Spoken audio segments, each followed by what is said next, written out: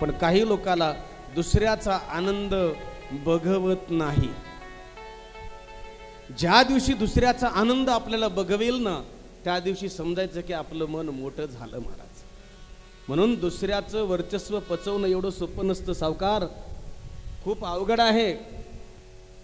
संकटाचे दिवस जाऊन जेव्हा माणूस मोठं होतं ना, आणि अजून एक वाक्य सांगू का, तुम जरा उडके तो देखो हजारो आएंगे गिराने, तुम जरा उडके तो देखो हजारो आएंगे गिराने, तुम जरा गिरके तो देखो कोई नहीं आएगा उठाने.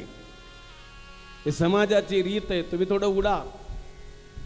लोक टपलेले आहेत तुमची बदनामी करण्यासाठी. जेव्हा आपण समोरासमोर एखाद्याची आपण बरोबरी करू शकत नाही तेव्हा लोक बदनामी करतात महाराज. म्हणून घाबरू नका. तुमचं तुम्ही सरळ रस्त्याने चालत जा, काम कर्म करीत राहा, मोठं होत राहा, होत राहा, होत राहा. आणि सांगू, जीवनात आपण जेवढं मोठं होऊ ना, तेव्हा सगळ्यात